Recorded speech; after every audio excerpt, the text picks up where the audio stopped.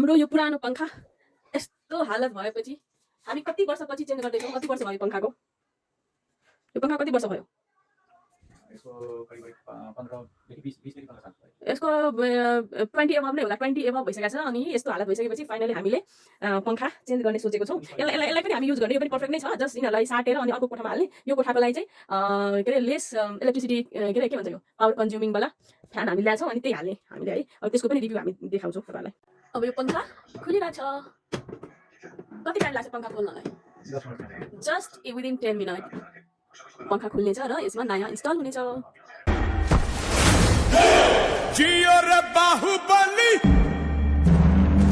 हामी पुरानो पंखा हटाएर नयाँ किन लाउँदैछौँ के स्पेशल छ यो पंखामा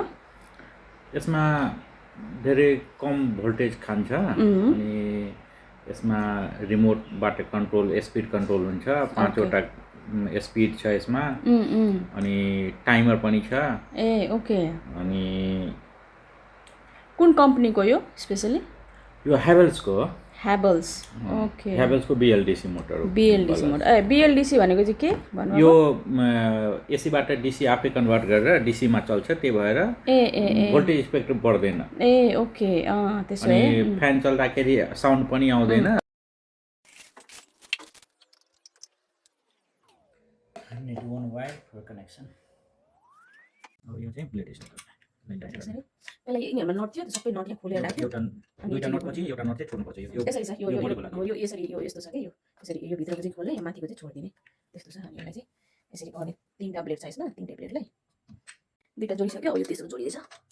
यो जोडेर हामी इन्स्टल गर्ने छौं we are ready to install this one now we put down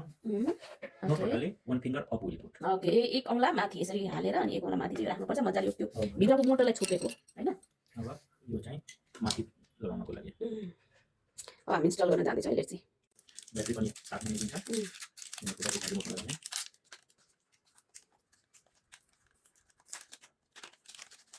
यो यसको रिमोट भयो कन्ट्रोलको लागि स्पिड अन अफ टाइमर सबै यसमा छ लाइट सबै लोकेसनमा आउँछ लाइट भनेको यहाँ तल हुन्छ लाइट यहाँ तल यहाँ देखाउँछौ अनि त्यो लाइटले चाहिँ कतिको स्पिड छ त्यो स्पिड इन्डिकेट गर्ने हो स्पेशली त्यो लाइटले पुरै रुमै त उज्यालो हुँदैन एउटा डिजाइन टाइपको पनि बन्छ चारैतिर एउटा सानो सानो लाइनमा लाइट हुन्छ अनि कतिको स्पिड चलिरहेछ भनेर देखाउनलाई हो स्पेशली हैन त भयो सक्यो इन्स्टल गर्न जाने तार जोडिदै छ अब यो के भन्छ यो वाइड वाइड मतलब कुन तार त्यो मोटो कुन तार त्यो लाइनको तार त्यो बिचबाट वाइड बनाउनलाई पिता राख्नु त्यो तार अनि यो पंखाको तारले जोडेर टिप्स गरेर लास्ट फाइनल अब तपाईको लागि यसको के कस्तो छ देखाउँछु चलाएर इन्स्टल गर्न जाँदै छु है यस्तो छ तल तल यस्तो छ यसमा अब लाइट बल्ने हो फाइनली इन्स्टलेसन डन अब कम्प्लिटेड अब यसलाई चलाएर हेरौँ त बुढो चलाएर हेरौँ यसलाई रिमोट कहाँ छ रिमोट ल्याउँ रिमोट ल्याएर यसलाई चलाएर अब देखाउने लाइट जल्यो अब हेर्नु अब जति स्पिड हुन्छ त्यति लाइट यहाँबाट अफ गरे यहाँबाट अफ है मजाले अफ भयो है अफ भएपछि एकछिन अब यो लाइट अफ गरेर अब यहाँ अन गरेपछि अन भयो यो अन भयो अब 5 स्पिडमा चल्यो अब चेन्ज गर्नु छ भने 1 स्पिड गरे अब सिंगल स्पिडमा यो पुग्छ अब सिंगल कति स्पिड छ हैन अहिले अनि सिंगल स्पिड चाहिँ कुन स्पिड त्यति हिसाबले लाइट पनि जल्छ सेकेन्ड गरेपछि सेकेन्ड भयो दुईटा लाइट जल्यो सेकेन्ड नम्बर लाइट अनि फेरि 5 वटा आइहाल्छ थर्ड स्पिड गरेपछि 3 वटा जल्छ अनि फेरि एकछिनमा 5 वटा एलइडी शो गर्छ मिन्स 3 स्पिड गर्छ त्यस्तै हो 5 गरेपछि 5 वटा चल्छ ल अब यसको रिभर्स पनि हुन्छ हैन यो चाहिँ यो के भन्छ चिसो महिना पनि यसलाई चलाएर अनि कता हावा फाल्छ भनेर भनेछ है अब लेट्स सी कस्तो हुन्छ आज मौसम पनि चिसो छ अब भयो अब म यसलाई रिभर्स गर्छु अब के छ है रिभर्समा चलाइरहेछ अनि सबै चिसो हावा माथि तान्छ अरे अनि तातो हावा फाल्छ भनेर भनेको थियो अब लेट्स सी अब हेर्नु रिभर्समा गरे अब पहिले यता चाहिँ चलिरहेको थियो अब यसरी चल्छ रिभर्स भयो अब यस्तो सुरु भयो अब रिभर्समा कुन स्पिड हाल्ने हो त्यो यहाँ छ अब कस्तो हावा फाल्छ रिभर्समा लाइटिङ पनि इन्डिकेट गर्छ कि रिभर्स चलिरहेछ यसमा टाइमर पनि हो 2 घण्टामा अफ गर्ने हो भने 2 घण्टा लगाइदिने आफै अफ भइहाल्छ ल टाइमर पनि रहेछ अब खै स्पिड गरौँ त यो रिभर्स वाला स्पिड 4th स्पिडमा मैले हाले ल हेरौँ त कोही स्पिड त छैन अहिलेसम्म यति हो स्पिड बिस्तारै गर्ने आई थिङ्क गरेपछि हुन्छ एकैचोटि गरेर हुँदैन पहिला एक गरे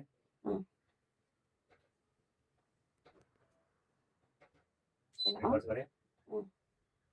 रिभर्स चाहिँ डाइरेक्ट आफै हुन्छ रिभर्समा तल चाहिँ हावा आइरहेको छैन अनि यसमा रिभर्समा यति नै हो रिभर्समा चाहिँ स्पिड चल्दैन रिभर्समा यति हो त्यो रिभर्सको चाहिँ यति रिभर्सको नामले लिन खोज्यो चिसोको लागि चाहिँ यतिकै हो होइन रिभर्स त चल्न चल्छ होइन हावा चाहिँ यसले फाल्दैन तर चलाएर फाइदा चाहिँ छैन गर्मी चाहिँ फाल्यो त्यो तातो हावा चाहिँ फाल्दैन यसले होइन त्यति त्यो रिभर्समा फेरि धेरै स्पिड पनि छैन त्यस्तो खासै ल त्यो रिभर्स मलाई चाहिँ अलिकति फल्स जस्तो लाग्यो मलाई रिभर्सले त्यस्तो स्पिड पनि छैन होइन हावा चाहिँ आउँदैन होइन रिभर्स चलाउँदाखेरि तर तातो हावा चाहिँ फाल्दैन यसले स्पिड धेरै छ यसमा हावा पनि धेरै आउँछ र गर्मी महिनाको लागि ठिक छ धेरै लाइट कम खान्छ 30 वाटको मात्रै छ बल्ब जस्तै भयो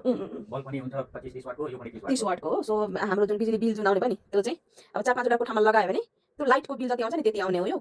पंखाको हिसाबले हैन त्यो धेरै बिल चाहिँ आउँदैन अनि स्विच अफ अन गर्नको लागि time to time switch board माथि जानु पर्दैन रिमोटबाट नै अपडेट गर्नु ओके ल बाइ गाइस यस्तै भिडियोहरु हेर्न चाहनुहुन्छ भने कृपया मेरो च्यानललाई लाइक सब्स्क्राइब गर्नु होला बाइ बाइ रिमोटको अरु चाहिँ के फंक्सन छ एक्स्ट्रा फंक्सनहरु एक्स्ट्रा फंक्सन रिमोटमा त टाइमर हो लाइट हो अनि यो रिमोटको लागि रिमोटबाट कन्ट्रोल गर्नको लागि यो यसरी फ्यानतिर हेराउनु पर्दैन जताबाट पनि धेरै डिस्टेन्स कभर गर्छ फ्यान उता छ अनि म यताबाट पनि अपडेट मिनिमम कति म्याक्सिमम मिनिमम कति डिस्टेन्स सम्म कति रेन्ज यसको कति छ गरेको छैन तर 10 मिटर सम्म यसले काम गरिरहेको छ यहाँनिर मान्छे उभिया छ त्यहाँनिर पंखा छ है यति टाढासम्म चाहिँ काम गरिरहेको छ यहीँबाट अनि उता जता पनि फर्केर पनि काम गरिरहेको ल ठिक छ